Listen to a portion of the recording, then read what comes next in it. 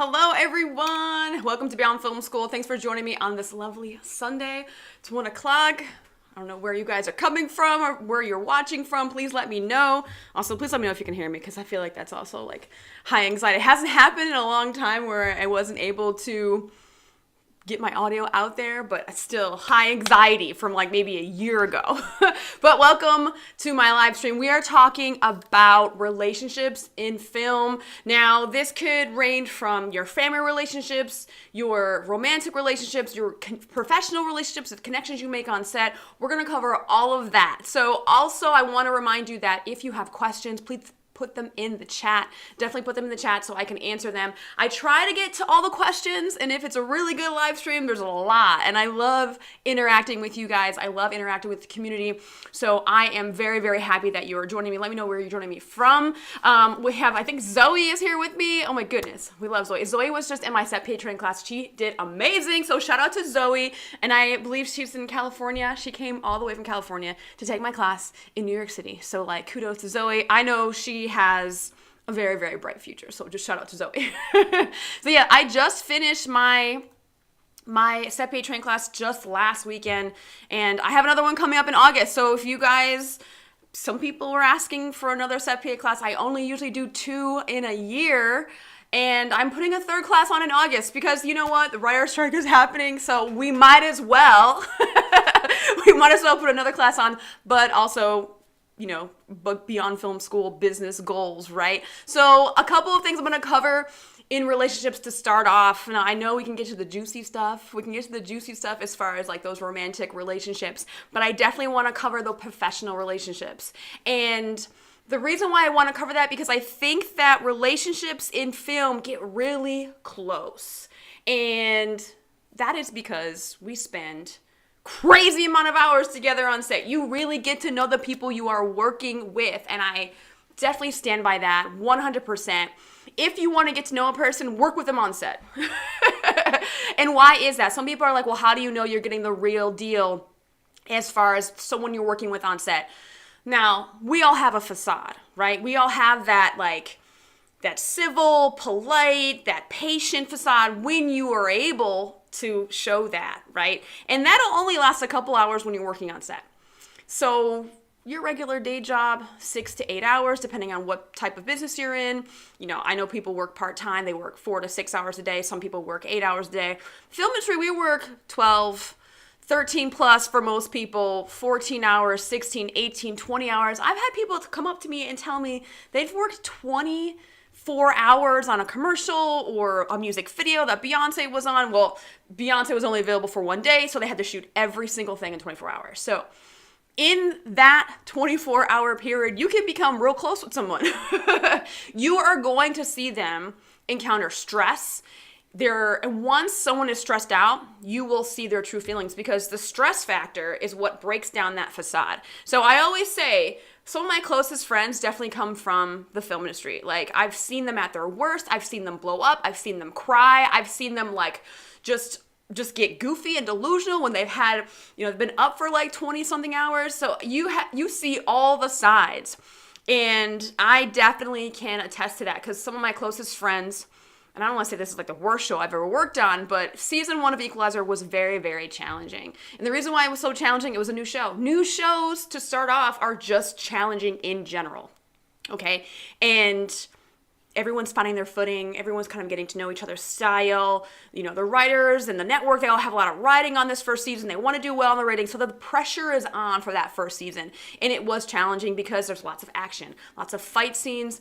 And Queen Latifah, being the star of The Equalizer, she had to do a lot. Like, she was on every single day. I think she worked longer than I did some days, which is absolute bananas. And also you have to think about her being a really big icon and celebrity and just overall, like, she's very active in her community. She's like working like nonstop. So shout out to Queen. First of all, shout out to Queen. So we were dealing with a lot. And the people that I am friends with, even 2 years later, I feel like I am the closest with this group of friends because we like trauma bonded over that season. We really got to know each other, and we've had fights. We've like had fun together. I mean, we went to that Rage Cage And we got together, all the first team PAs and our base camp AD, we got together and we did a rage cage together. And I swear to God, it's probably the most therapeutic thing I've ever had.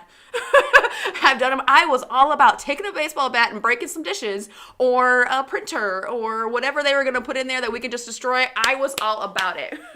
Okay, and that's may speak to my aggression or my anger, because people saw me just lose my shit over, something that was probably minuscule, but all the things just build up. So your friendships that you make in film, I feel like definitely are going to be really, really strong. And not to say that you can't have strong bonds from people you have, grown up with, gone to high school with, or some people I know they're friends with people for like 30 years because they were in kindergarten together, which, that's history. So I'm not saying this is better or worse than other friendships, but you really get to know someone's dark side. And I feel like once you know and accept someone's dark side, you accept their whole person. And that, I guess, could lead me to a romantic relationship as well. So you are going to get friends in the film industry, but you're also going to be attracted to people. And you're also going to find that person that you are attracted to, that partner you want to be with, and you're going to see their worst side. And if you can accept that, then I feel like you can accept all the good as well.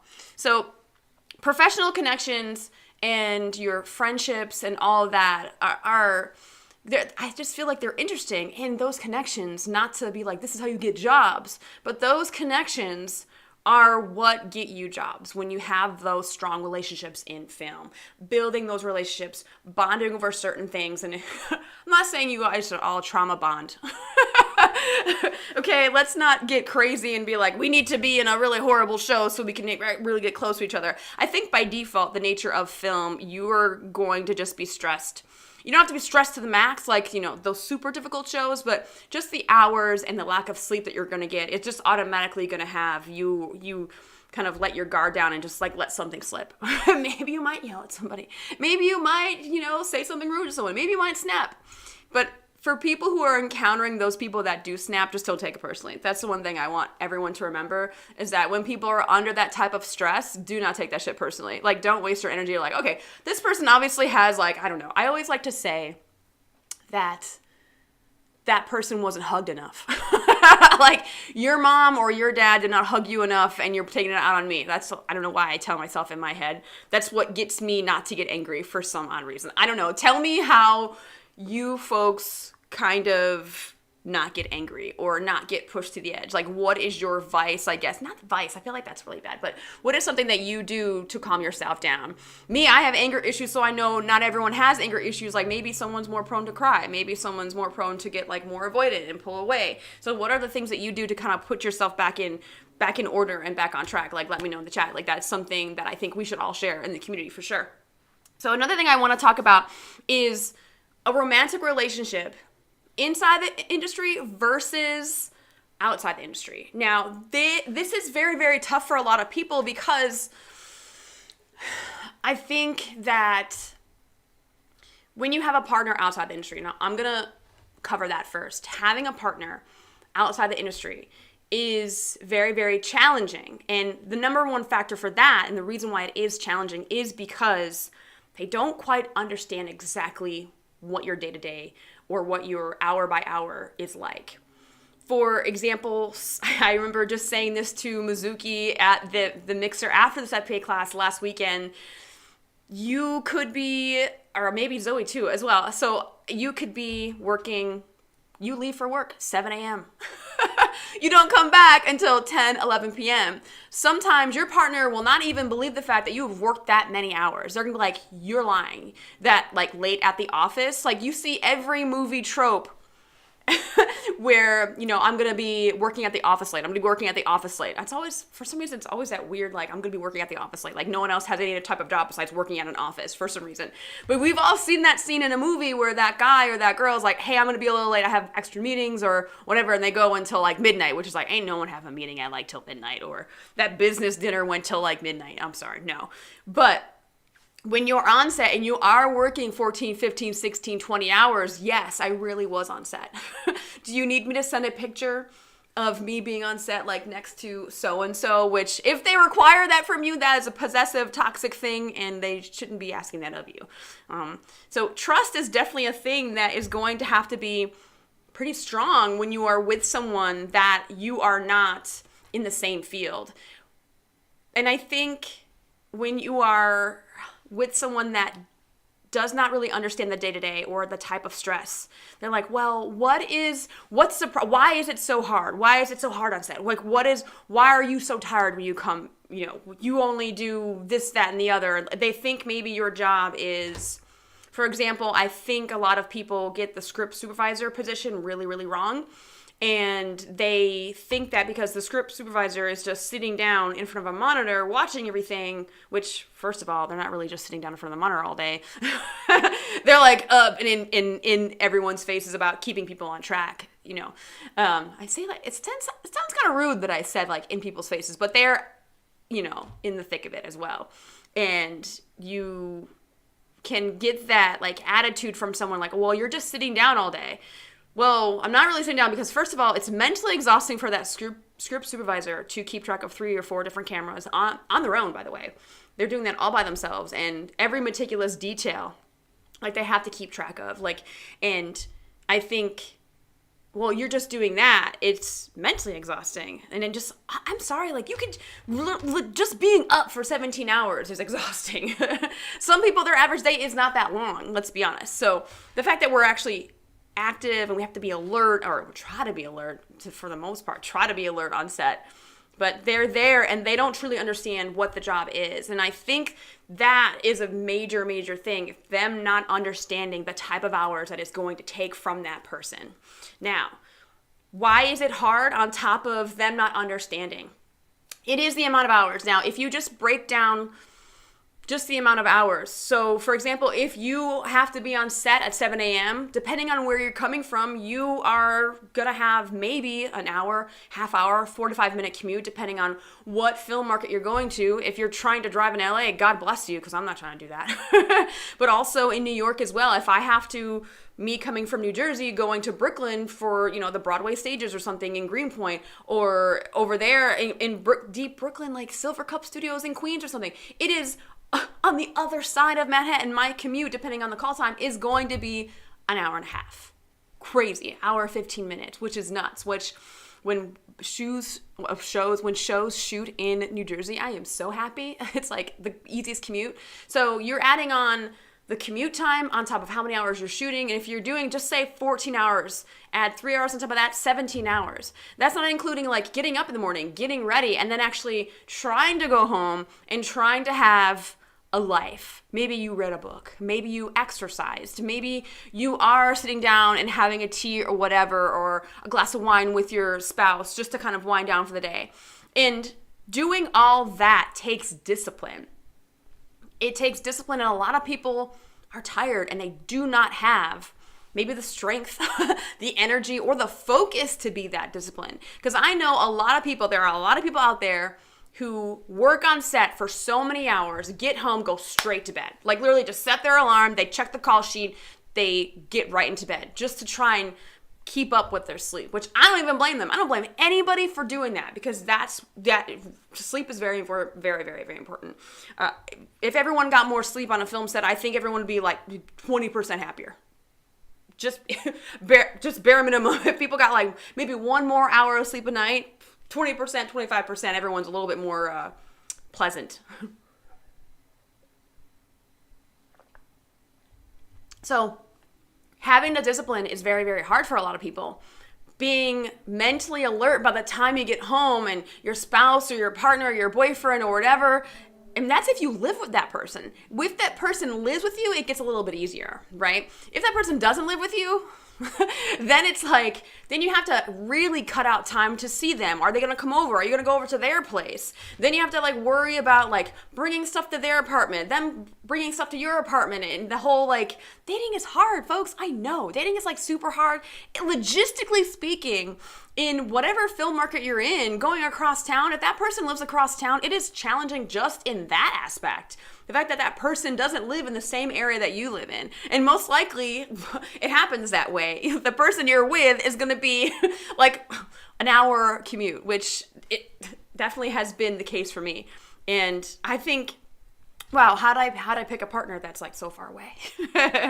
But when you live with that person, when you get home and you don't want to talk to your spouse, your partner or whatever, they find that to be like, that is like disrespectful to them. Like, you're going to come home and not speak to me? Excuse me, right? So you come home, you want to rest. You don't want to talk to people because you've been around people all day long. You've been around 100 crew members or whatever position you're in. You have been around those people for that amount of time. Depending on if you're an extrovert or an introvert, I don't know. I think it doesn't really matter on both ends. You're going to be tired.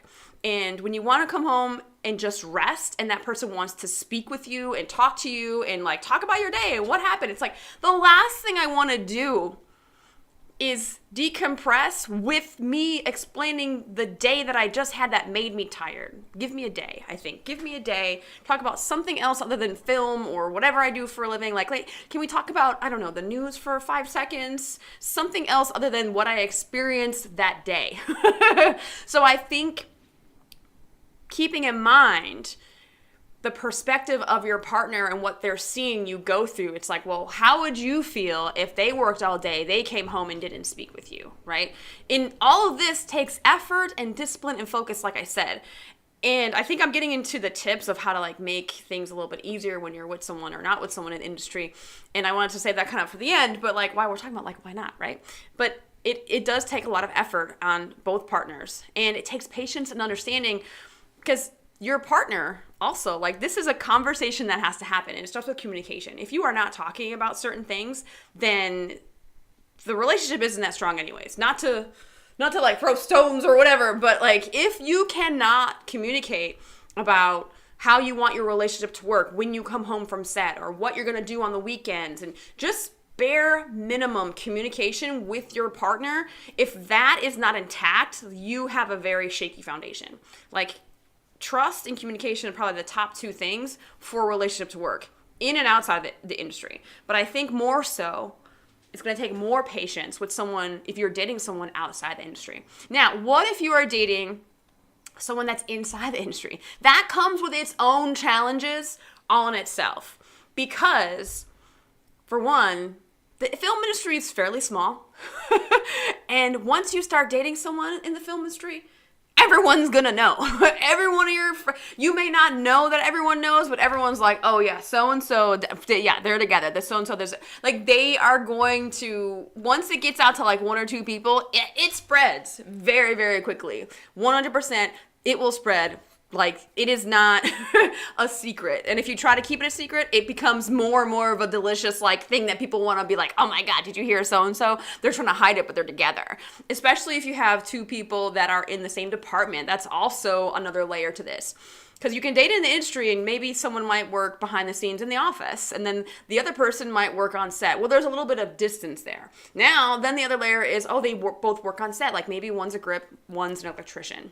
And then there's the other layer of when you're in the same department. Like, oh, they're both ADs. Oh, they're both grips. Oh, they're both in camera. Or maybe the DP is dating a first AC. Or the camera operator is dating the second AC. You know, there's like layers to that, and I think there's challenges with all those layers.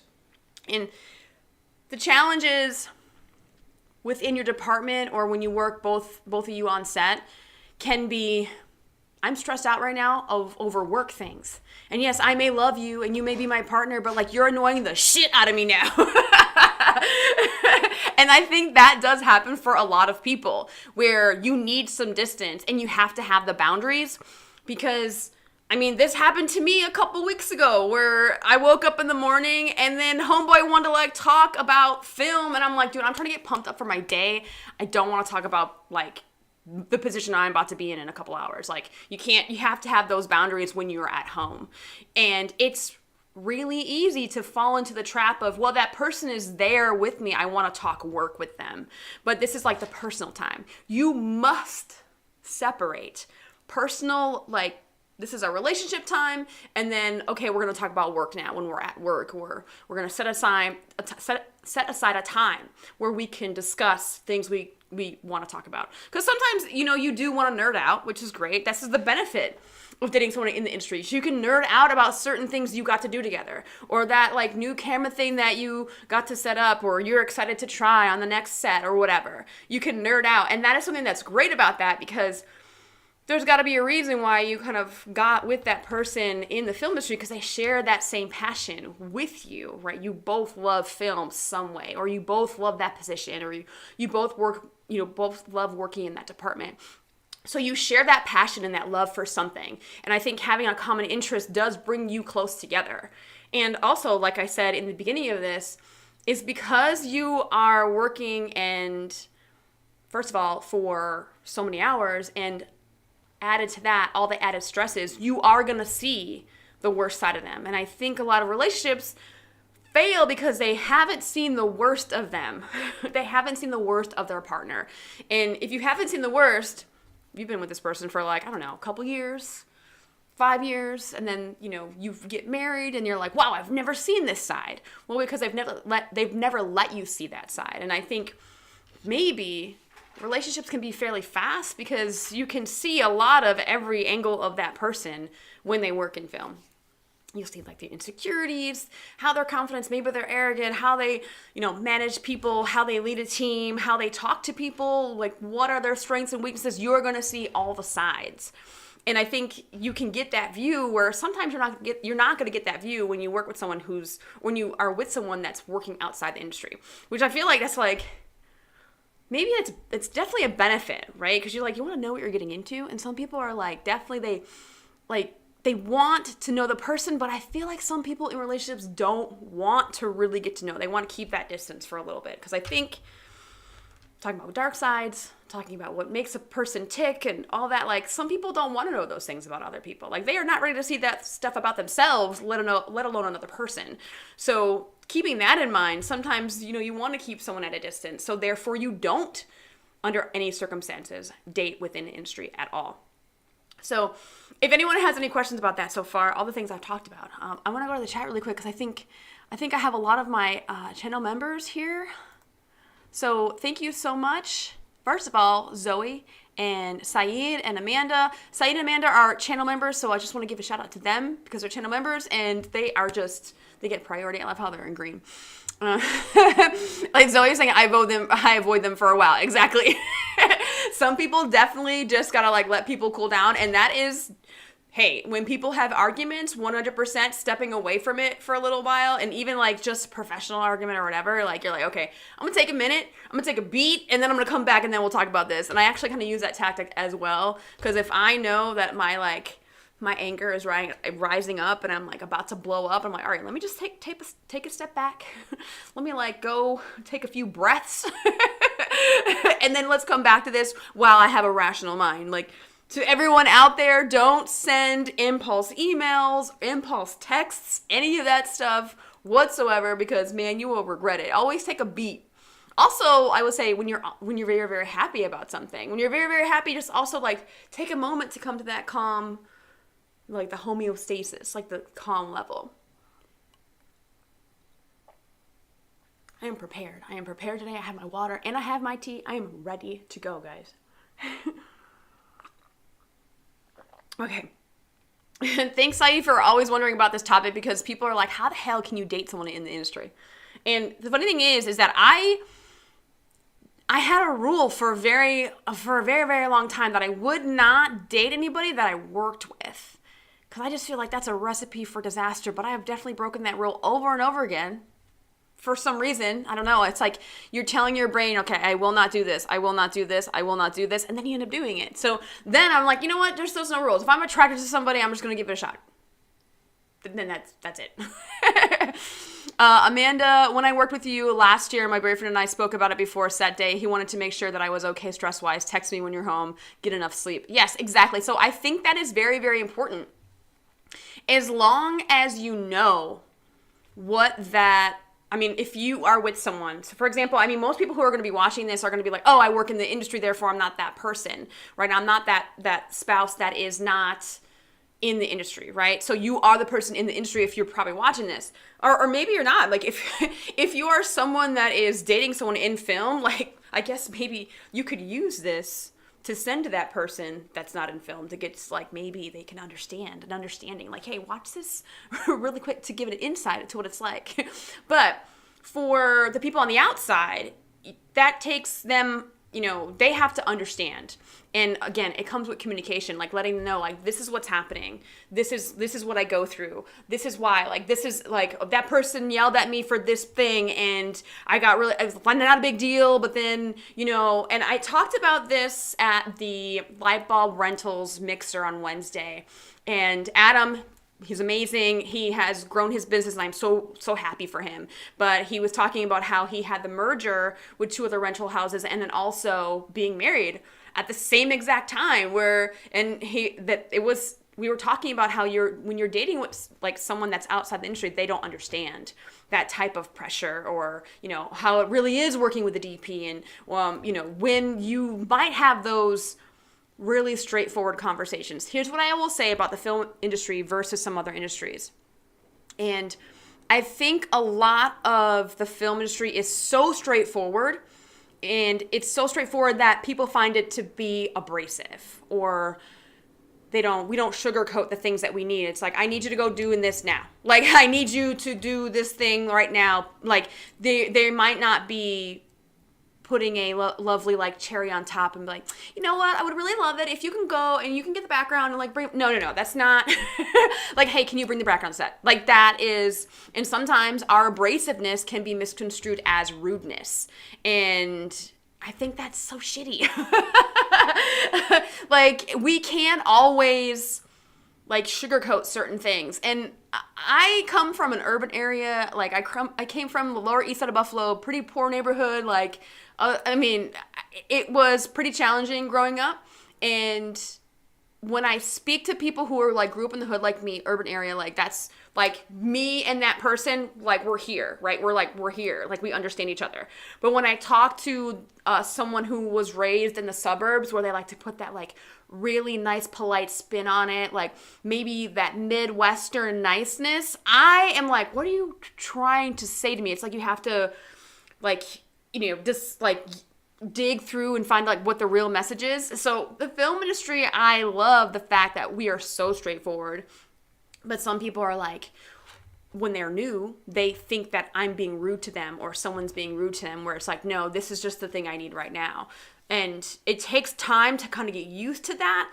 And when a person goes to their spouse that's outside the industry, they're like, well, that's disrespectful and you shouldn't stand for that and this and that. It's like, I think maybe if you understood my environment a little more, maybe you wouldn't be so fired up of me trying to quit that job. And right now, going through the writer's strike, I don't think anyone's trying to quit their job right now. I do know someone, but like I told them, I said, hey, you should probably hang on to that job for a while, because I don't know how long this writer's strike is going to last. And if anyone has questions about the writer's strike, I will be happy to answer them. But we probably should save that for another live stream. But if you guys are interested, whatever the questions are, like, please let me know. But so inside and outside, they definitely have their own challenges. And when you are, I hate this, because I think working in film definitely is, man, sometimes I see it on set and I'm like, damn, this is not a dating service, y'all. It is not a dating service. Like, I will see those grips salivate over the makeup person, or vice versa. I will see like wardrobe people be like, oh my God, that electric is so hot. And like, it goes both ways. I'm not going to say there's sexism each, like one way or the other, because 100% I've seen the guys be like, yo, but then they know they can't. But now what's happening is that the women are like objectifying the men a lot more on set. And I'm like dumbfounded at this. I'm like, he don't want to be harassed. Like, he don't want you knowing that you're looking at his ass or whatever. Like, so I've seen it happen both ways. And I think with the Me Too movement and a lot of the things being called out by women, men are definitely more cautious about how they are approaching women on set. But the dating service has not stopped. The film industry dating service has not stopped. 100% is still happening. I see it all the time. You know who is dating who all the time, or you also know who is sleeping around.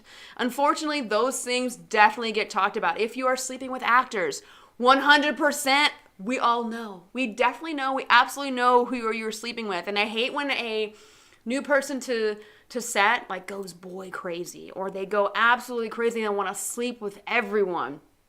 It's like they are, it's like a kid in a candy store almost for some people who are like, hey, I get it. People are in their 20s and they're just coming up. Or also, one point I do want to bring up about the film industry is that we are working around so many different people that some other industries don't have. Like, you can go to the office, you can go to your cafe that you work in, you can go to your restaurant, and you're going to work with the same core people, maybe like 20, 30 people, and you're going to be there, and you'll have some turnover rate. You'll have more and more people come in and come out or whatever, like month by month, or every couple of months they hire some new folks for whatever. But the film industry, you're on a job for a couple months, you work with loads of people, hundreds of people, hundreds of background, hundreds of people, hundreds of personalities you are exposed to, and you're like, wow, I really have my pick of the litter. Like, I can pick whoever I want, and you're exposed to all the things, and you're like, I like this person, I don't like this person. You really find out who you mesh with and who you don't mesh with. That's kind of another thing I love about it, is that you get exposed to so many different people. And that also can be very challenging for someone who is in a committed relationship and they're like, oh my God, I'm super attracted to this person, or I become obsessed or infatuated with this person, or like I need to be with them. And I've definitely seen this happen, and this is the number one reason why I think infidelity is pretty high in the film industry, because they're with that committed person and they're like, they just can't help themselves. Like, and then they, sometimes they break up with their person and they end up being with that person in the film industry for years and years and years and years. There's a story that, there are so many stories I've heard that are exactly like that. They were with someone for 5-6 years, then they met, said person, and they were like, I'm totally in love with this person now. And that happens because you are exposed to so many different people. And it kind of like speaks to when people travel around the world and they get exposed to different cultures and different people and how they fall in love with other people around the world and stuff like that. It's a matter of like how many people you're exposed to. Because remember, if you think about relationships and dating and trying to find your partner, your soulmate, or, your future husband or wife, it's a numbers game, right? How many people are you exposed to? And then versus like how many people you might be interested in. So it's definitely a numbers game, and infidelity is definitely a factor. And this is why the divorce rate is so high. I'm going to go to the chat really quick because I think Zoe has a question. Sayed, I've heard stories from my professors that have gotten divorced from just working in the industry. Yeah, okay, so yeah, we're definitely going to talk about divorce 100%. Do people take time away, say like 2 years from the industry to raise their babies, or do they try and get back in as soon as? Okay, I love this. I love both those questions. So I'm going to talk about divorce really quick. So the divorce rate is very, very high in the film industry, and it's because the hours. You don't see that person on a daily basis. You see them like maybe a little bit in the morning, a little bit after they wrap. Who knows what time that's going to be? Or maybe you don't see them. Maybe that spouse is in bed already. You don't see them. And especially if you don't live with them. Now, remember the factor of like living with someone and not living with someone. Because when you live with someone, you can at least get that bare minimum of like seeing them in the morning, waking up with them, waking up next to them, or going to bed with them or whatever. You get a little bit of that connection that you need to stay in a relationship, right? But then other times, you don't even get that because you get hired on an away job, right? So if you think about the average length of a job, now if you are doing a movie, could be a month, 3 months, 6 months, a year, and they're shooting in Kentucky. Well, I live in New Jersey, and that means I have to live in Kentucky for that amount. You can, have someone come visit you. Maybe you can't afford that. Maybe they can come visit you. Who knows? Whatever the case may be, sometimes they can't visit you on location. And then you're away from your family or your kids or whatever it is, or your spouse. Or maybe you are dating someone who's left in New York and you have an away job. Or also it could be the other end where it's like, we're both in industry and we're both on distant locations. Like someone's in Hawaii and then someone's in Montana, right? So you're both distant location, but you're doing separate jobs, separate gigs. So it gets very, very complicated all the time where you're like, this is almost impossible, right? Because you're not seeing that person at all. And a couple of tips for that is you have to maintain the connection. And you have to know that it's going to be hard. It's going to be challenging. This shit's not easy. When you are on location and you are tired, it's like, oh, you know what? I do want to make sure I make an effort for my partner. And I want to make sure they know I am making an effort. So you call them every day. at least send them an I love you text or whatever, if you do love them. I don't know, maybe you have not gotten to that stage in your relationship yet. You're not telling each other you love each other yet, but you tell them how you feel. You tell them what's happening. And here is something that does happen in relationships where the person who is working in film versus the person who's not is you sometimes will complain a lot and they're going to be like, what the fuck are you complaining about? I don't understand this. It doesn't seem like nothing. Or it could be the opposite of that, where it's like you are complaining and they totally understand it and they know, so they think that you're complaining way too much. So complaining also is a factor where it stresses your spouse out. So complaining is a whole other factor where it's like, and like if every interaction with your partner is going to be on the phone complaining or texting and complaining or doing a FaceTime and complaining, it's like no one wants to be just that, right? No one wants to handle the negativity, right? I need some positive. Like, what was good in your day? Like, pick out something that was good about your day, folks. You have to be able to pick out something that was good about your day. Like, yes, catering probably sucked. Yes, you're probably shooting in the mud somewhere and it was raining all day. But like, we got a dope ass shot. I don't know. So I think that making sure you call that person, text that person, make sure they know that, you know, you have them in mind. That's also a thing. Keep that connection somehow. But then every interaction can't be negative. You can't just be complaining, or like maybe you call them crying. I have definitely done that. Called my like fiance crying. I was like on the phone 45 minutes. I was like, oh my God. So definitely, like, I'm not saying you can't have that person be there for you during hard times, but every conversation cannot be that hard, dense, like hard feelings and that challenging emotional thing. There has to be something good, you know, like, oh my God, I saw this thing and it was really great. Or like, there has to be some good that comes out of these conversations as well. So keeping that connection. So when you are on those distant jobs, it is very, very hard.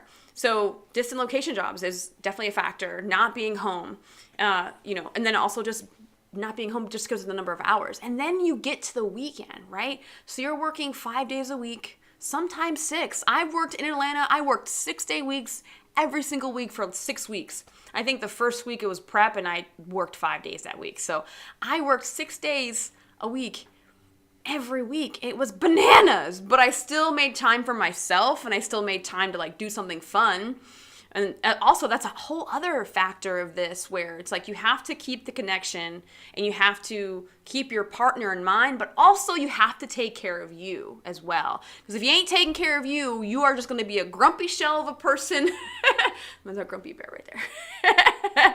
You're going to be grumpy as shit and you're not going to be a good partner if you're grumpy and you're just always stressed out and you're not putting you first. So that's also another thing you have to keep in mind. Self-care, self-love. Do the things that make you happy to make you a better person, the best version of yourself. And if it is calling your partner and like having a lovely conversation, if that is part of your self-care, self-love, perfect.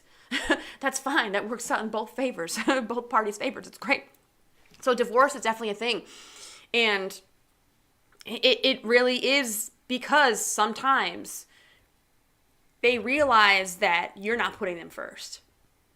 Or maybe sometimes you can't. Or maybe you realize that this isn't the life I want to live with someone. Like I definitely have been told, you know, by my partner, it's like, I know I got in this relationship with you, but I didn't get in it to be alone all the time. So that's the other factor. Are you spending enough time? So after every big job, I try to go on vacation. We try to do things fun. And also what I didn't get to working 5 days a week, 6 days a week, is that when you get to your weekend, you're totally exhausted. Now, I usually get made fun of now. Shout out to Paula Clarkson. She doesn't really watch my live streams, but she is also assistant director. And when we were working together on The Equalizer, she would always make fun of me every Monday. She's like, Amber, I know you did like 18 million things on your weekend, but what'd you do this weekend? Because some people have the energy, some people don't. And when they're totally exhausted, everyone has their own way of recharging their batteries. And some people, it's just like getting enough sleep, not doing anything, just doing whatever they want to do at home, just sitting back, Netflix and chill. Like literally just ordering pizza and just sitting at home. And there's nothing wrong with that.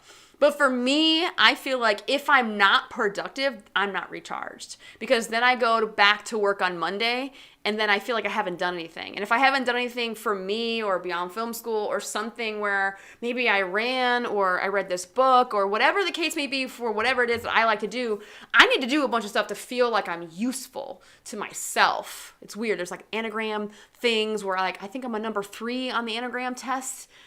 What's that called? The achiever. And if I am not doing things or producing something, I don't feel useful.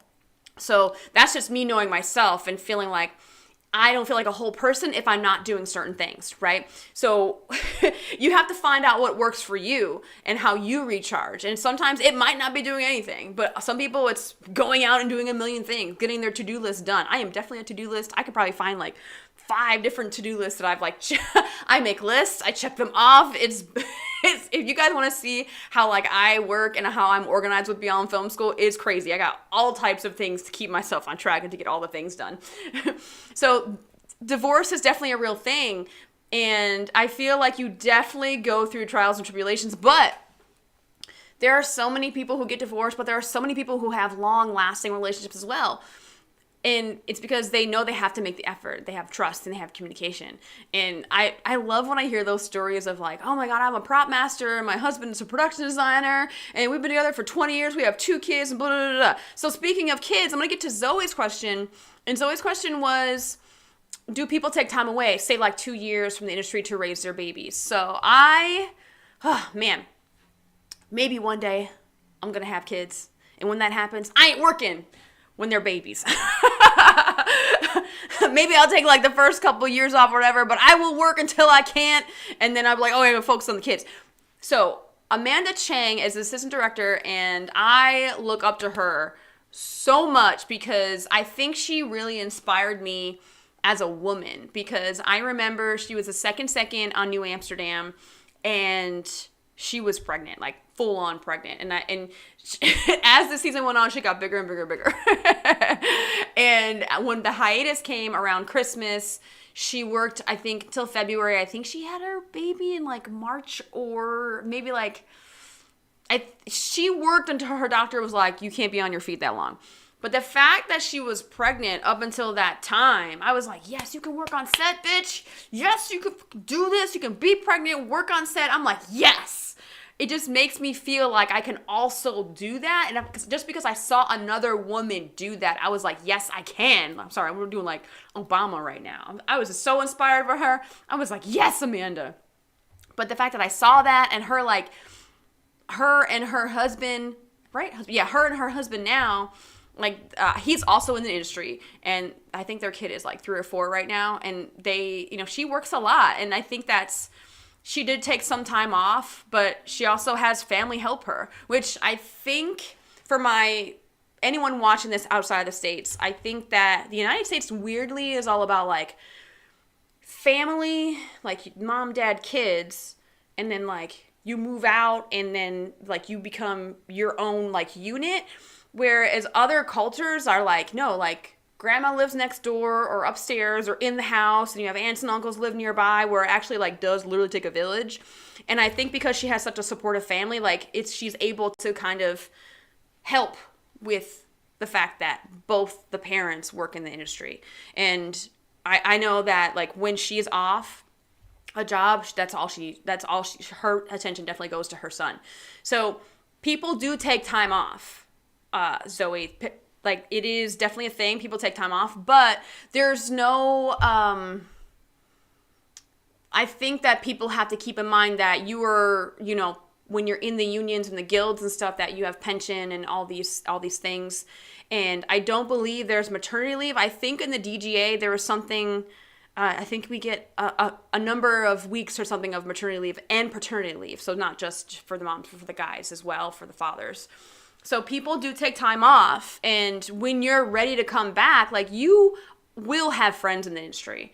And when you're ready to come back, you gotta start making those phone calls. You gotta be like, okay, hey, just so you know, like I'm ready to come back to work, blah, blah, blah. And then some people have a hard time going back to work after having a kid. So it's just, people gotta pay those bills. So yes, people do definitely take time off. But then how strong are your connections where you can call them and be like, okay, I'm coming back, So you have to make sure you keep that contact list and stay in contact with people, because if you don't, they're gonna be like, oh my God, where have you been? But sometimes, like, I definitely had that in my life where I walked away from film for like 3 years. And then one of my strong contacts, I called him up. I was like, hey, I'm looking to get back in film. Do you have any work? And I was on the film set like the next weekend because he remembered me and he like was like, yo, I got some work for you. Perfect. So definitely staying in contact with the people in your circle and your network and all the connections you've made, it will help you when you're like, you do have those kids and you want to get back for sure. Like get back into the swing of things. So going back to the chat, okay, another question from Zoe. During a project, how many days off do you get a week? Okay, so Zoe, I did talk about it a little bit. And a normal show, 5 days a week, Monday to Friday. Sometimes the week will shift. Sometimes you might have jobs that will go like Tuesday to Sunday, and you'll have or Tuesday to Saturday, have Sunday and Monday off, or you work on the weekends, you have Monday and Tuesday off. It just depends, because for example, the one show that I worked on, we worked Wednesday to Sunday because we shot in a high school and we needed to shoot in the high school when the kids weren't there because we were able to actually do the work we had to do in the high school while the kids weren't there. So it just depends. So a normal work week is going to be 5 days. And sometimes you have to work 6 days a week. It depends. And this is sometimes put in place because the scheduling and they need it faster. They need the work done a little bit faster for whenever it's due, right? This could be like network, whatever. Maybe you are doing reshoots and you have to, you need that right away because the movie is going to be released for this thing or whatever. You work 6 days a week, but when you work the 6th day, everyone gets paid more. For example, I think it's time and a half for all the PAs. Like you get double, everyone gets time and a half. And then on the 7th day, it's like double pay. So some people have worked 7-day work weeks. Some people have worked 6 days a week. So it just depends on the project, but normal is 5 days a week. And then if you add a 6th day sometimes if you're falling behind or maybe the schedule, whatever, you need to add an extra day. Then you have Sunday off. And then sometimes when they're really down to the wire or they're really behind and they need some extra, then they're going to do 7-day work weeks. It's crazy if you think about it. 7-day work weeks, it's like, just blow my brains out. I'm sorry. Okay, so Joe. Hey, Joe. Welcome back, Joe. Joe's also channel member, and like Joe and Amanda are really dope because they are channel members and they took my courses. Like one took the Set PA course and one took the online course. But I've worked with Amanda and said have not worked with Joe because Joe's all the way in Alaska. Can't wait to work with Joe. It's funny enough, he worked with a lot of people I've worked with. It's kind of great. Good morning, friends. Are we talking about recharging? What's that? This is true. Like, what do we just working in film, you're recharged and you just keep going down as you keep.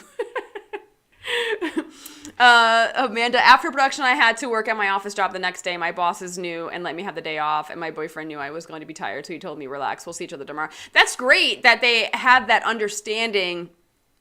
It's really, really, it's a blessing when they are understanding. It's like, you worked all this whole day.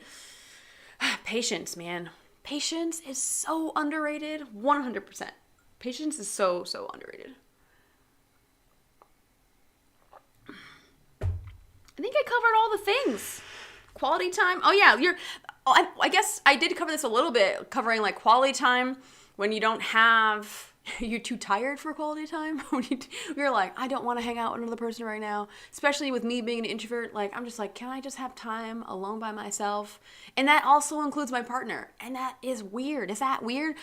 Okay. Any other introverts out there can attest to this?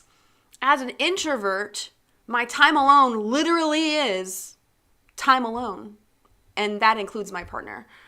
And I don't know if that's weird or not, but I definitely fall into this category where I am so introverted where it's like even person I'm with can be a little bit I guess a taker of my energy as well. Not all the time, but I just definitely sometimes need something to myself. I need something that is gonna be just mine and just for me. And that might be like running or, maybe I'm going to go to the park and read a book for a little while. So other introverts, definitely let me know in the comments or the chat because I'm actually curious. I'm like, does that include your partner as well? Because I'm like, I just need maybe validation that I'm not this weirdo that needs to be alone all the time. Oh my goodness. So, this reminds me of a conversation that I had when I was doing an away job in the DR, Dominican Republic, and with one of the camera people, we were sitting down, we were kind of like unwinding, and like we were just like getting to each other because we're all in this location. We're all there, just kind of like we're here for a couple weeks, and we commiserate. We get together at the end of the night. We do the things. We get together, and I like that because it's like we can bullshit about the day, and then like I just sit there and chill, and also I can be there with my community, right? I can be there with my fellow folks, but then if I don't feel like talking, I can just listen, and I'm totally down. I am good at listening. I will sit there and listen, make animated faces and all that jazz. But one of the things he was talking about was how his girlfriend at the time was like, why are you not texting me right now? And he was like, what? Like, I just got done with a 14-hour day. And, she had grounds because he wasn't texting her. He wasn't letting her know. He was in a foreign country, right? He was in a foreign country, and she's like, what the hell? Like, are you alive? Like, give me an update. Because this is something I struggled with. People worry about you, right? And I'm like, well, what does it matter? I'm in a foreign country. I'm over here. I'm doing all the things. And I didn't give my partner updates. I didn't give my family updates because I'm like living my best life alone on a solo trip. Or like I'm thinking about solo trips, but like when I'm like anywhere, I don't give updates. And I think that's my really, really bad habit of not giving updates. Forgetting about the fact that people are in this world that care about you and your well-being. But also giving all these people updates takes an effort on your part. And sometimes I'm like, could not be bothered. And I know that some people are like, oh yeah, I just want to do the things I want to do. And maybe this is just coming from my rebellious spirit and me just wanting to be alone and by myself and not be bothered. Maybe this is a more introvert thing, but also plays into my rebellion as well as a person where I'm like, I don't want to adhere to social norms. I want to be left alone. Leave me alone in this forest, because I actually did do that. I did a half marathon in Yosemite. And I went on a week road trip, and I hit all these spots in California. It was really, I started in Los Angeles, and then I hit up this other random place like an hour, and then I went all these random things, and then I was determined to find giant sequoias, and I was on a giant sequoia hunt, and it was like my own little thing. And I went to an Airbnb that was in the middle of the Sequoia National Forest or something like that, and this Airbnb had no Wi-Fi and no data. So, like, when I was there for like 3-4 days. I was like on my merry way, like going on trail hiking and talking to my Airbnb host. And she was lovely. She was like probably the best Airbnb host I've ever had. I'm getting off tangent here, but this was really fun. But my partner at the time, he was like, what the fuck's going on? Like, why are you? And I had to tell him, I'm like, I swear to God, I'm alive. Like, there was no Wi-Fi and no data. I did not know that I would be like off the grid for 3-4 days. He was mad. He was definitely upset. But also, like, that's not my fault. Do you know what I mean? But also, I was kind of glad that I had that excuse. I'm like, I didn't have to talk to anybody. It was amazing being off the grid. So people worry about you, and they may give you so much stuff. They're going to get in your face about it. Not technically in your face, but they're going to get on you about it because you are not responding and giving them an update of, the person that they care about, which is you. Like, that you have to make sure that you give them updates and stuff. So I have gotten better at that. Sometimes I'm like, all right, I have to because I know they care about me. And if I care about them, I care about them caring about me. It's a whole thing. I feel you there. I have to be alone for some amount of time, and I'll go crazy even if I'm with right? Okay. This is why me and Zoe get along. This is why we get along, because I can relate. Okay, great. She can relate to me. I really also silence and not having like a podcast in my ear or music in my ear. Like, I love me some music. I have music on all the time. But I definitely, like, even partners and close friends, like, I can't be around someone constantly. I just need to be in my own element for a while. So thank you, Zoe. Thank you so much. Okay, Joe, I found my relationships in the film work exactly like they do in the military. This is funny because I feel like it's a weird comparison, right? It's weird. The days vary and major changes can occur last minute. It's a game where both parties need to be on the same team.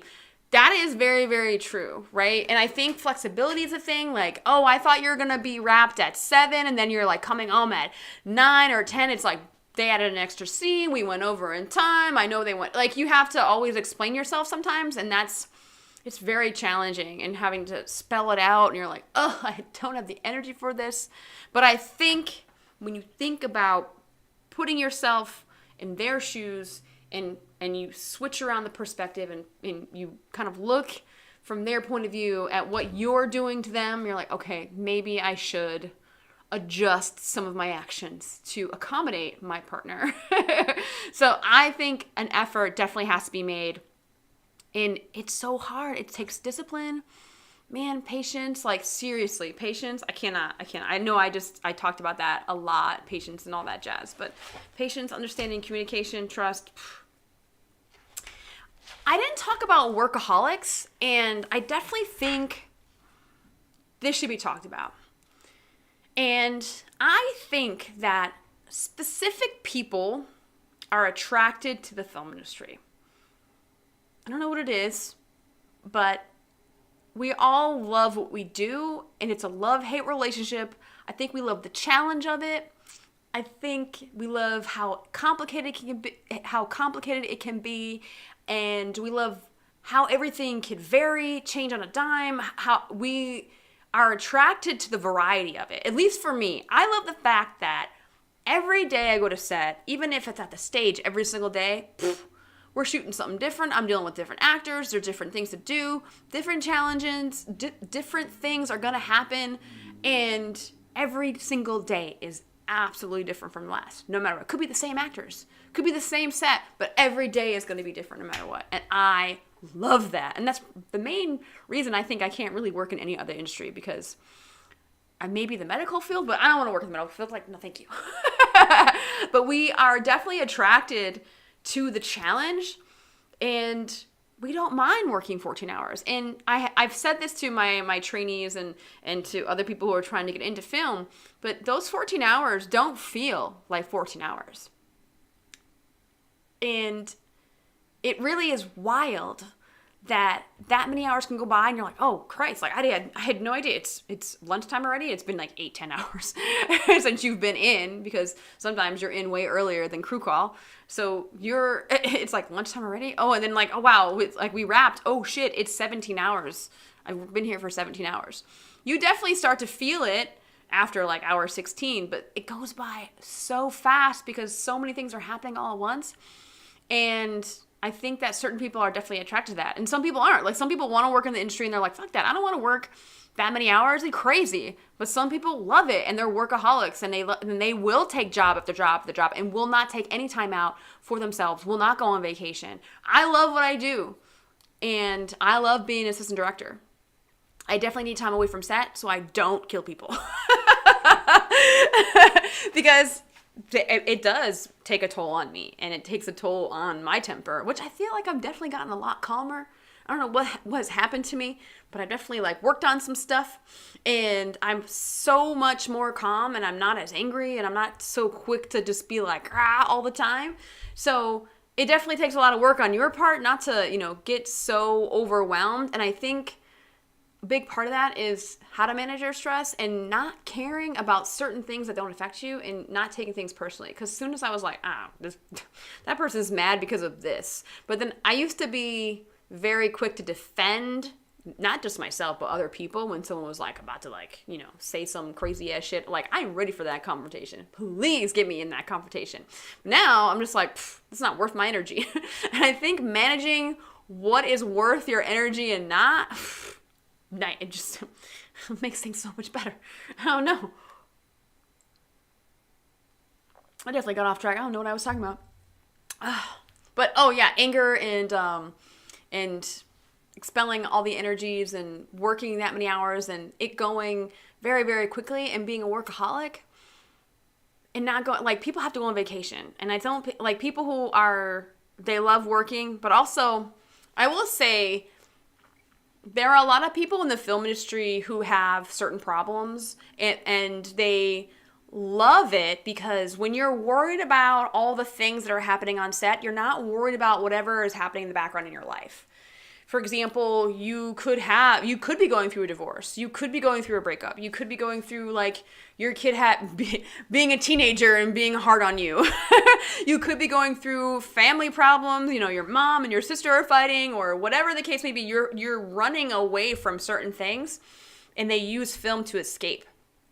And that's definitely something I have noticed, where they don't want to go on vacation because they don't want to think about the problems and all the things that, you know, that's gonna surface once they're not distracted anymore by film and filming and working on set.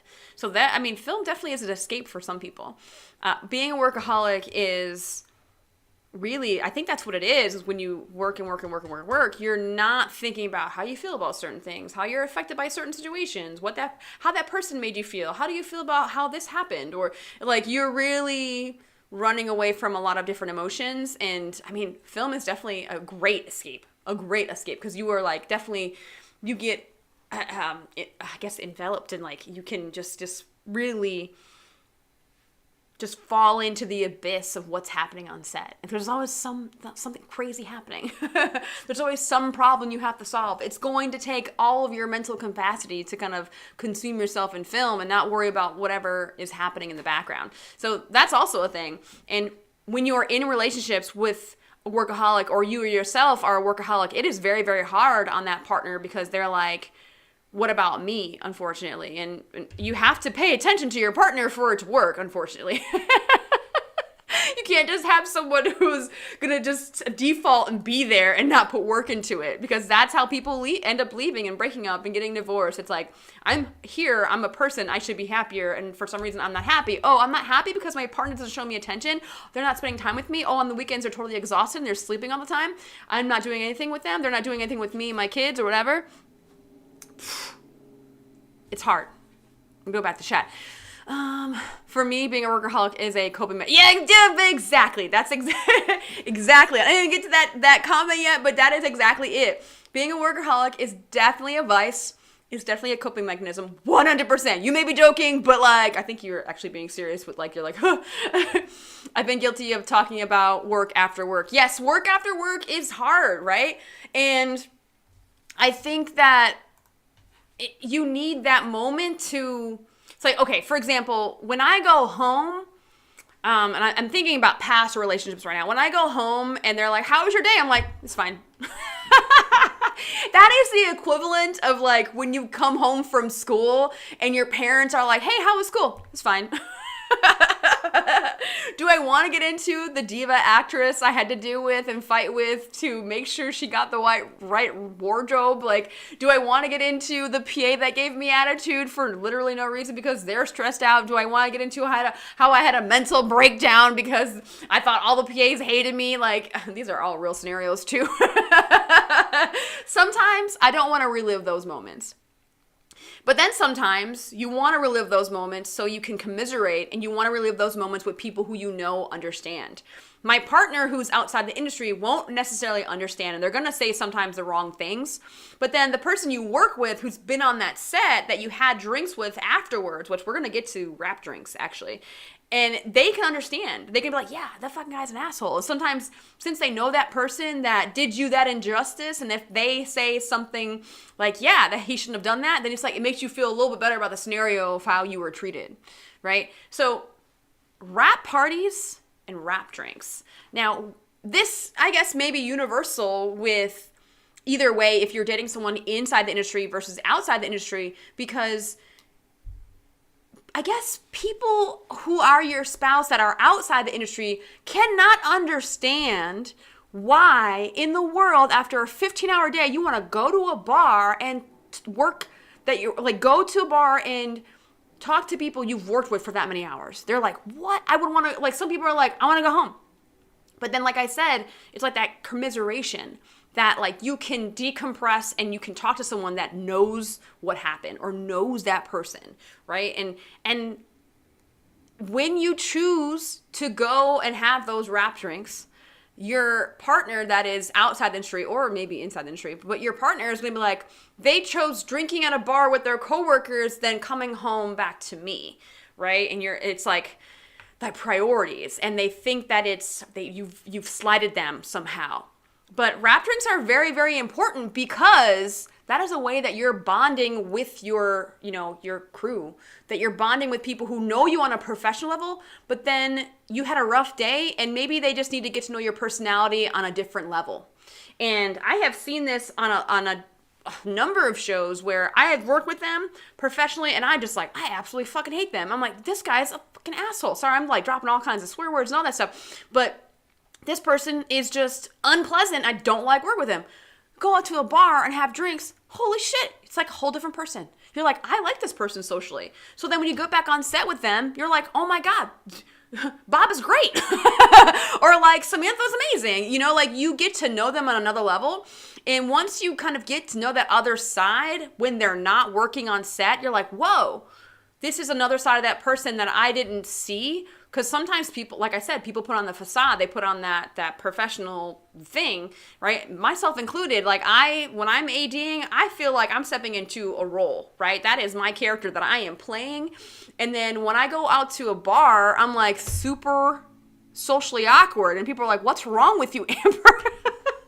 And people are surprised that they see that side of me because I get a little nervous when I'm at a bar and I have to like speak about things that aren't work related. Because if I'm talking about being on film school, being in the film industry, I can talk about all the things. I can talk about like film stuff on set or whatever, and I am totally fine socially. I can talk about how your day was. I can do small talk on a set when I'm meeting you or greeting you for the first time through that day. Get me in a bar and I'm like, I'm like nervous. It's very, very weird. I don't know why. But you show another side when you go for those wrap drinks. And people get very upset that you go for those wrap drinks or you go to that wrap party and it's like you're choosing those drinks and your crew and the people you worked with and not your partner. And I think that takes a lot of understanding, because if you don't understand the connecting that you're going to make at those drinks, and I tell people all the time, I tell my PAs, I tell people who I've trained or whatever, it's like if you're trying to make connections in the film industry, when they invite you to the bar, go. I don't care if you don't drink. You can drink seltzer and lemon or lime and it looks like a vodka soda, okay guys? You can appear to be drinking, but if you go and you chit chat with the people you work with, you get to know people on a deeper level. So if people are having drinks, you go. You go to the bar. And sometimes I know you can't. But if you always ignore the invite, they won't be able to get to know you on another level. And sometimes they start to be suspicious of you. Like, how come this person doesn't go out for drinks with us? It does happen. It does happen, folks. I swear to God, this happens. I swear to goodness it does. Okay, I'm going to go to the chat because it's kind of busy. Okay, so hello from Calabasas, California, in the business. Yeah, Ruben, I feel you've definitely been on the live chat or the live stream once before. I feel like I recognize your name. In the business since 94, divorced 4 times. Oh my goodness, married 5 times, man. I applaud you for keeping the dream alive, okay? First of all, I think after that many marriages, I'm like, all right, I'm done. I'm not getting married anymore. Can you say that this business is responsible for 2 failed marriages? Can say that this business is responsible for 2 failed marriages. One was totally my fault. One was not. All right. I love that. Like you have a check mark. I'm like, definitely some have been because of this business. Some of because of me. Some are from like, I mean, I feel like Ruben's got some stories to tell. I'm here for it. I found when going away on location, it's best to bite the bullet and bring her. Too much time constantly away is dangerous. Yes, this is very, very true, because then you get like tempted by people who are like, let's go to your apartment. Let's go to and you're like, oh God, I do want to hang out with somebody, but also like, I'm not trying to like lead you on and think that you're going to come sleep with me as well. Like that's a whole other element that people are like, let's hang out. I'm like, no, I really just want to hang out. I don't want to hang out. You know what I mean? So that's a whole other thing. It is wise if you can bring someone, your partner, if you can bring your partner with you on distant location, if their schedule allows, definitely bring them. It keeps you grounded, folks. It keeps you grounded and behaved. Amanda, what about professional relationships with crew on set? Could something that happened during a day, good or bad, affect their future relationship? Yeah, of course. So if I say yeah, of course, like, duh, but no, but like not in that way. Like it depends on what happened, and you just want to be remembered in a positive light, Amanda. So here's the thing: is we know as PAs are entry level. We know that you're new. You're not going to know everything at once. You're going to make mistakes. We just need to see that whatever feedback or criticism you might have gotten from that mistake that you've made the proper adjustments to correct it for the next time. Joe, location ships. Facts.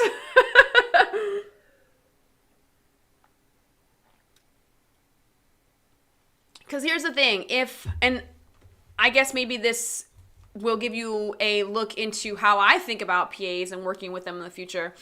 If you are good at taking feedback and changing your practices or whatever you're doing for the things that you've been doing, like if you can get better and I see that you are making an effort to get better for you, how you should do certain things, then I take that into consideration. You may not be perfect, but if you are a person who has a good attitude, but then I like having you on set, but then you keep making the same mistake over and over and over again, I like you, but also like you keep like making my job a little bit too hard, then I probably won't bring you on to the next thing.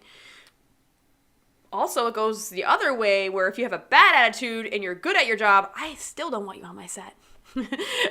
Like if you have a bad attitude and you are like the best first team PA, sorry, I'm not hiring you. I could give a fuck if you are really great at your job. I'd rather have someone that has a good attitude, that is new at that position, that's willing to learn, than someone who's perfect at that position and has a shit attitude. And I've seen both combinations. I've seen it. I've definitely seen it. So, Amanda, I don't know if that gives you like a little insight to being on set and the relationships, good or bad, affecting the future relationships. Yes. So it depends on what you do. It's how you accept that information and how you improve and how you make the effort. So on to Ruben, I have found it best to separate church and state. On-set stuff does not work, does not function. Show me one that lasts and I will show you literally handfuls of failures. Exactly. I will, yes. I mean, everyone's not perfect and it's very, very hard to sustain a relationship. In the industry, outside the industry, it's just very hard. It's just challenging. And I think it takes a lot of patience, communication, and trust on both sides.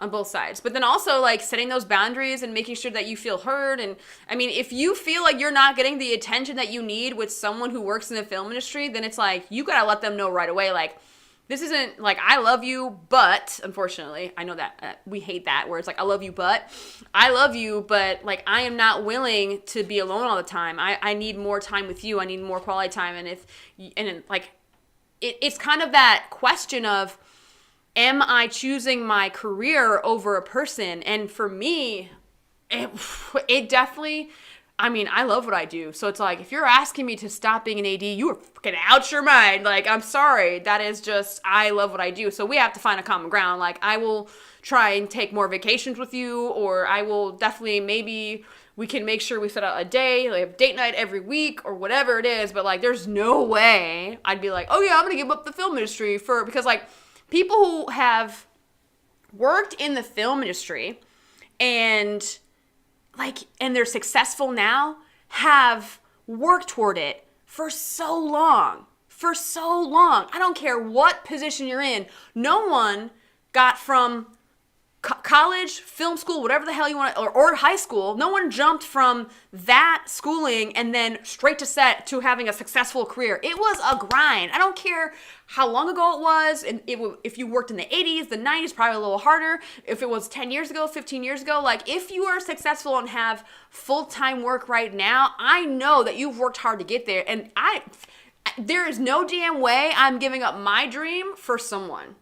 And if I do give up my dream for someone, you better be fucking special. That's all I'm saying. There's no way that I'm going to give up a career that I've worked and like fought so hard to keep. You know what I mean? Like working on myself, having proper connections, you know, all the things that go into having a film career. And there's someone that's going to be like, I want you to choose me. That's hard. Like, that means I have to start all over? I have to start all over. Are you crazy? Oh my goodness. I don't know how you guys feel about that. Because some people are like, you have to put family first and you have to put your partner first. Like, once I have kids, of course, my tone will definitely change because family comes first, 100%. Partners, and when it's just you and that partner, it's different. It is so different, I think. And there might be people who will think very differently about that than I see it, where it's like, Would I give up my career for my kids? That's a hard question. And I don't think I'm ready to answer that question. The way I see my future, if I were to have kids, is like I would be able to, first of all, I need to work on Beyond Film School. I just love creating and doing Beyond Film School and training and all this other stuff and helping people and get into the film industry. But also, like, would I stop being an AD? Like, maybe for a little while, but not like forever. That's crazy to me. Like, I want to keep doing the things that make me happy. But also, like, being that role model for my daughter or my son, right? Trying to be a good example of trying to balance work and family and your kids and all this stuff. So it is all a challenge, and I feel like there's definitely people out there who want you to sacrifice everything for them. Do not. Do not. Stay true to you and whatever dreams you have. And to some people, that may seem selfish. But once you give up your dreams and once you give up your purpose, you definitely become less of the person you're supposed to be. Therefore, you're going to be a lot more unhappy, and you're going to be unhappy with the partner. So that person that had you sacrifice all the things for them, like now you're like a shell of a person you used to be. You have no purpose. You have to find something that's going to make you happy or brings joy to your life. Like that person took away that one joy that you had. So, prioritizing, I think, when someone makes you choose your dreams or them, sorry, they're not worth it. Anyone that gives you an ultimatum, they're not worth it. I'm sorry. Not doing it. Sorry. I don't know how anyone feels about that, but I cannot. Okay. Zoe, is the crew rap party different to the one that the actors go to as well? Oh, so Zoe, rap parties, right? Yes, actors go to rap parties. And sometimes I've heard of one show like movies and some shows having this where like there'll be a rap party for cast and crew and for everyone, right? And then there'll be another rap party for like the producers, cast, and like the heads of the departments. I've definitely seen that happen as well. So if you're a staff PA on a movie and there's a rap party, because you're a staff PA, you are able to be invited to that rap party. And then, yes, you might see the number one actor and be able to talk to them or whatever. But obviously, you're not going to be like, ah. But also, rap parties are invite only. Sometimes they let you bring a +1. Sometimes they don't. So just keep that in mind where, yes, they have some exclusive parties, but then they have also crew-wide, like everyone that worked on that show is going to be invited to that party, cast included. Let's see. Crew rap party, Yuma, Arizona Jedi. I was 5th grade at Jedi, crew, Yuma, Arizona party, Uncle Crew, coordinator, cast rap party in Crescent to the village, amazing food for cast. Crew was Greek, destroyed play. Oh no. I mean, like rap parties can get pretty wild, so I mean, probably a little wild more back in the day. Now it's like everyone's got to like, have that shit under wraps. I've seen department heads literally make their assistants cry, too demanding, I guess. Yeah, sometimes people are not ready for that, I don't know, like that harshness and that like that abrasive, like just being told straightforward that you did something wrong is super hard for some people because that is the first time they're experiencing that. Right now, I think when I first started being an additional PA and someone was like, Amber, you did this wrong, do this. Why did you do this the way you did? And I was like, like I definitely was like broken down in tears in the bathroom, like did not cry in front of them. Fuck that. We don't do that. I do that alone when I'm by myself. I've definitely had the tears, but then cut to, someone literally screaming in my face and being like, right. So I guess maybe developing that thick skin, but the first time you experience that person maybe yelling at you or saying like, yo, why did you do this thing you did wrong? It's like, it triggers so many things as far as like you are stupid or you are incompetent. At least that's what you start telling yourself because you did that thing wrong, which is not the case. And then you start thinking they think that way about you. It's a whole thing. So when they first experience that, people definitely cry. Because they're like, it's like all of it just envelops and like wells and you're like, oh my God, I can't take all the things that are happening all at one time. So they just cry, which definitely has happened to me. 100%. I have definitely done that. See, I have ruined interns and made others cry. I was a monster. Not good. And I have definitely, and some people get on me because I have, I break up my content and then I try to, put videos on TikTok because I love doing these live streams, but sometimes I get some good little sound bites and I like repurpose them into YouTube shorts or TikTok videos or Instagram reels and stuff. And I talked about how when I was a little rougher on my PAs and how when I was an AD, I had people like quit on me and cry and whatever. And I'm like, I have grown from that. And I got highly criticized for talking about how I wasn't great and how I was not a good AD and how I was good as far as making my days. I fucking make my days, okay? I make my days. But I was a little rough on my team, and me realizing how like people would quit on me and they didn't want to work with me. And I'm like, I want people to want to work with me. What am I doing? How do I change? And that was the big thing. It's like, if I can reflect on how I was when I was a horrible AD, when I was a horrible leader, I want to be better. I want to make sure I get the best out of my team. And realizing that you were this thing, and as long as you grow from that, I feel like that's so important, just to reflect and be like, you know what? I was like that, now I'm like this, and I'm proud of my transition, and I'm proud of my transformation. And some people are like, oh, how dare you talk about and romanticize how you were like one of those bad ADs. And I'm like, listen, that's who I used to be, and I'm not like that anymore. And I'm proud of that. So growth, okay? It's all about growth and being better. I don't care what anyone says. So, I kind of feel that when you're like, I was a monster, I wasn't good. It's like the fact that you can be like, admit that shit is like amazing to me. So Ruben, we're bros. I gave up on dreaming 3 wives ago. I was on 5. She was an autopilot. I am still paying for number 4. I am 56 and work to maintain life and pay for. Oh my God, that man. Whew. Divorces and all that is expensive. Okay, Zoe, I definitely need to develop a thicker skin. I shut down when I get yelled at. I hate being in trouble. And I think if you process it as this person needs me to correct something and they're making me better, you look at it a little bit differently. It's all about the perspective you have. And it's not like you are dumb or you're doing this wrong. It's like, oh, I'm growing from this. This is painful right now, but I'm going to be better because of it. Like for me, I think it lets me just digest what's happening in front of me right now. Like sometimes I find myself when I'm on set when I'm a second on a union set and I find myself like being pissed, like first AD's doing this, he's making me do this. I don't know why. I'm like mad about it, but I'm like, I'm only going to learn from this. This is going to make me a better AD. Like, I just feel like once I just take a second, I'm sitting there mad. I'm like watching them set up this rig on the car and I'm like mad that I'm there by myself and I'm running the set and where's the first AD or whatever. I'm like, just like mad and it's like the middle of the night. We're doing an overnight. It's freezing outside and I'm like just pissed. And I'm like, this is only going to make me a better first. That's all I keep thinking. That's all I tell myself. It's like, this is going to make me better. This is going to make, like this right now, he's teaching me to be better in some ways. Like also he's trusting me with certain things. So it's like, sometimes I just have to pause for a second and just like take it in, take a deep breath and be like, that person's going to make me better. But in trouble, if you say like being in trouble makes it sound like you're just wrong entirely. And it's like, if you just have to change the mindset a little bit.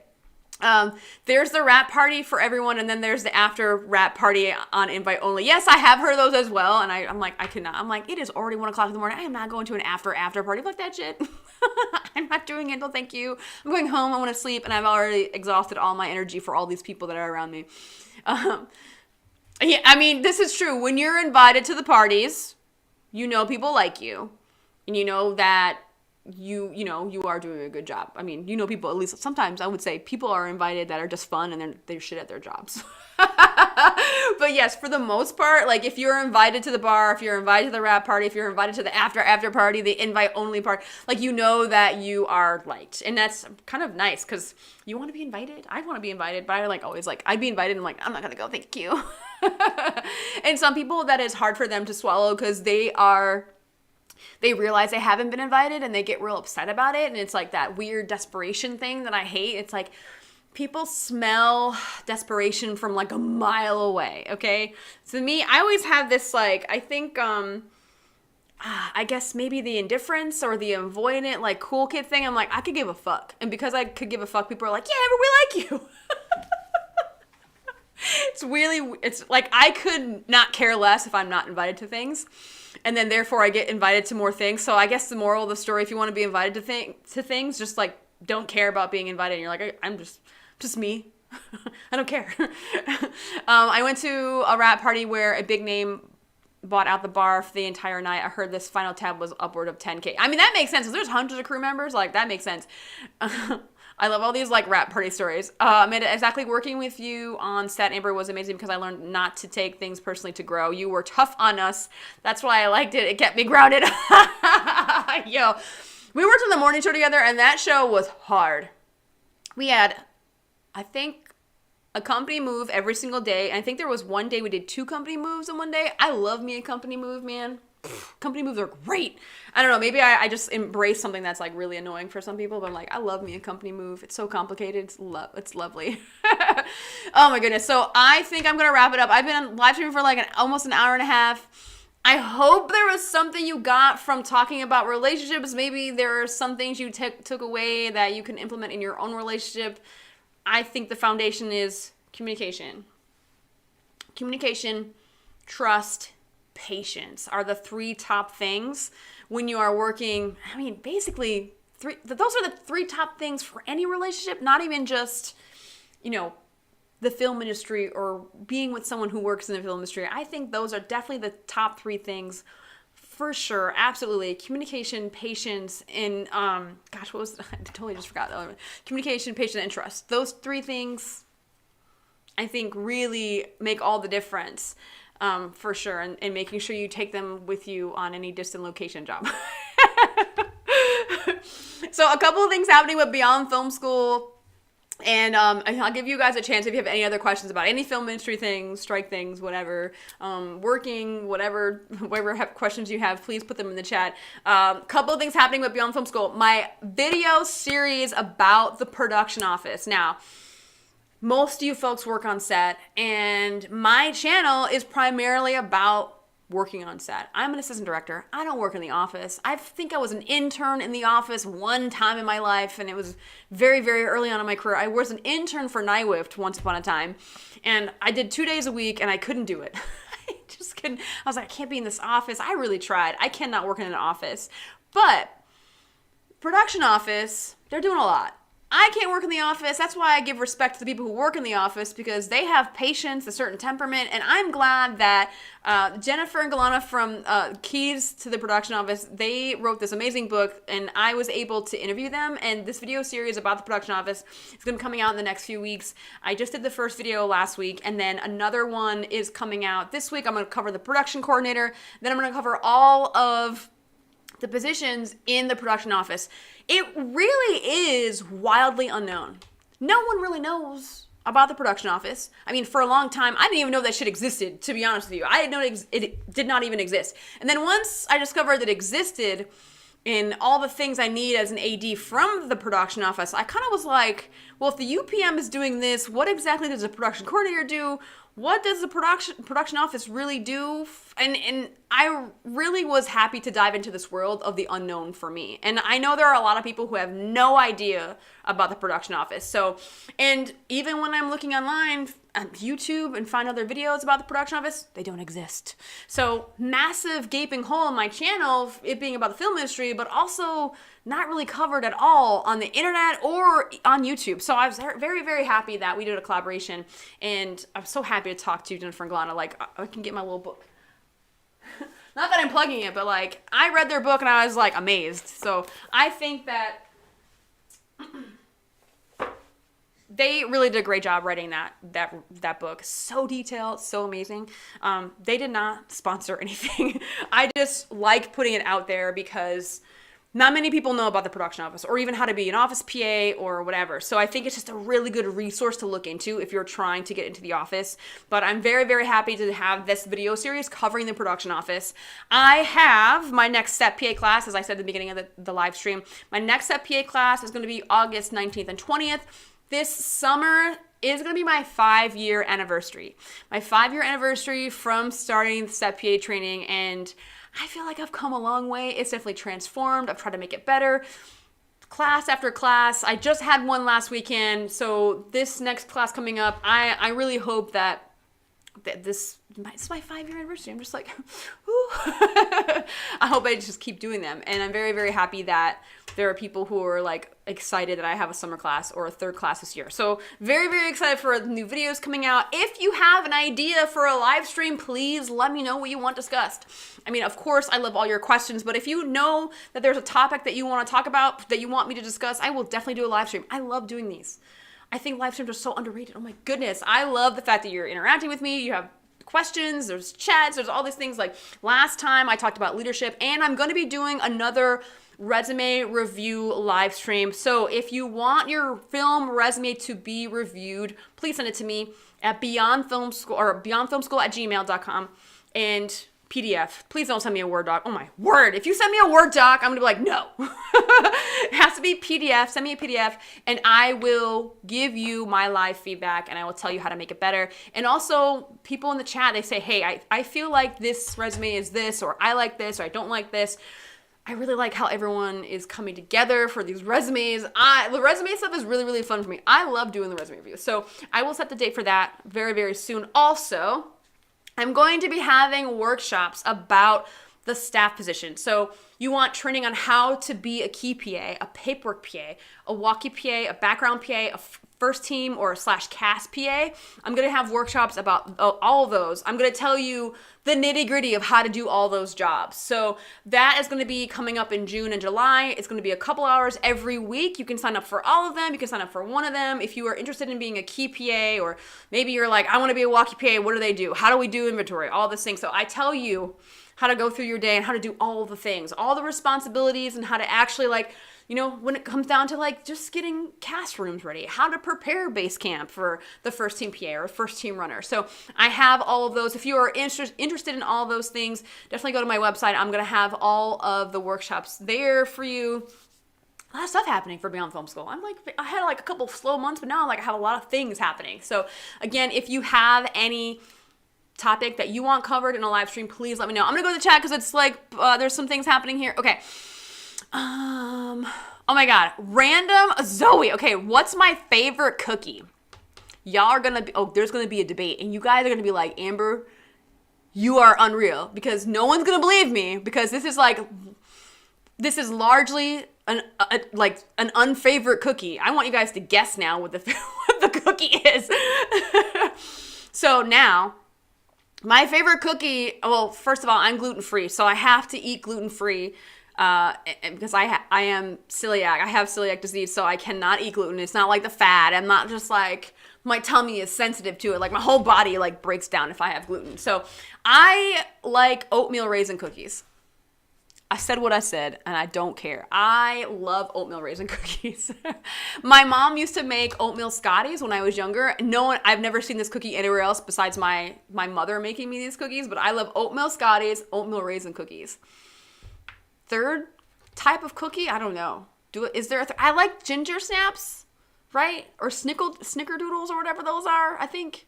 Yeah. Snickerdoodles. Yeah, I like those ones too. Yeah. I love oatmeal raisin cookies. I'm just saying. Okay. Okay, Ruben, I sat on a pair of desks for 6+ years. I took and digested terrible, terrible abuse, and I was actually worse till I had to hit the brakes on myself. Sometimes it's the only way to teach others. I think sometimes that is true. That's definitely true. I bought that book and the Set Production Assistant's Guidebook. Okay, Amanda, let me know what you thought about that book. I'm really interested because I hope you read it and I hope you gained something from it, because I feel like whatever you say, I'm going to pass on to Jennifer and Galana, because I've gotten so many different compliments about the book. People who have taken my courses and stuff like that, and they've gotten the book and they're like, I felt like I could do the job easily. So Amanda, let me know what you think about that. Definitely can share in the chat for sure. Crumble pink cookie. What the hell is a crumble pink cookie? I've never even, okay, I have to look this up because I've never seen it. I would like to understand how roles are distributed when multiple production companies work together to make film. Oh, okay. So CC Ryder. So you would like to understand how roles are distributed when multiple production companies. So I think that, this is kind of easy to answer. It's not really a whole live stream. I can probably cover it because I need something at least I can talk for half an hour about. But when different production companies are assigned, it sometimes just means that certain producers are attached. J.J. Abrams is attached, but maybe he might want his associate producers and stuff too. It doesn't necessarily mean they're going to be dividing up all the things, because sometimes it means that, J.J. Abrams is going to want a certain DP, and then another production company like, I think Wildflower Productions is going to be Drew Barrymore, but Drew Barrymore wants a certain cast member to be. So it really, unfortunately, is a lot of gray area when it comes to that, because they'll have a conversation and collaborate on what they want. And it's just like them coming together and figuring out what they want. Not necessarily there's like, this is this, and this is this, and this is this. Unfortunately, I feel like there's nothing really that black and white in film when it comes to like dishing out certain duties or roles or something like that. It's always a conversation of like, okay, this is what I can bring to the table, and this is what I can bring to the table, because production companies sometimes will be stronger in other areas and not others. Like, they'll be strong in some areas and not others, and it will be like, well, I can bring a lot of funding, and then other people's like, well, I have a lot of connections to cast. Another one's like, well, I have connections to the director and DP. So it's all a matter of like what their benefits are or what the assets are sometimes too. So I know that doesn't really give you a straight answer, but I don't know if I can cover that in a live stream, but I'm glad you asked that question. I hope that helped, Cece. Difficult to trust in the tree, 100%. It came in the mail today. Okay, good. So you haven't read it yet? Okay, great. Crumble is a chain cookie shop. Oh, is it really? A Crumble? Crumble pink cookie. I'm looking this up right now. Okay. I'm like looking it up. I really gotta look up the cookie. Hold on. Okay, Crumble pink cookie. I literally am going to do this because I'm like, what is that?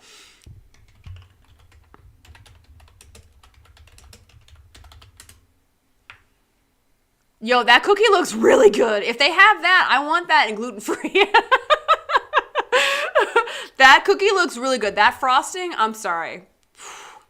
That frosting looks really good. I miss having those types of cookies because I can't eat those cookies. Most of the time, they're not gluten-free. But, man, that frosting looks amazing. Oh, my God. I love a good frosted cookie, though. I'm not going to lie. I love how, Zoe, you had that random question about cookies. If I get cookies in the mail, you let me know. Like, please let me know. But also, I'm not trying to, like, gain weight because, man, I just went on a baseball road trip. I ate a lot of stadium food. Whew. I was gaining some weight, so I gotta. Zoe, you saw me after my baseball road trip because we went to Detroit, Cleveland, Chicago, St. Louis, Pittsburgh. I think that's all the cities, but we saw 6 baseball teams. It's supposed to be 7, but Detroit's game got canceled, unfortunately. But we did see Detroit on the road, I will say. We saw them like 2 other times. But I was gaining some weight, man. Whew. So yeah, thank you so much for joining me on my live stream. Fun differences on set, i.e. lingo rules. Okay, this is a really good topic that I want to cover. And I've sort of been flirting with this for such a long time. So here's what I think I might do, Joe.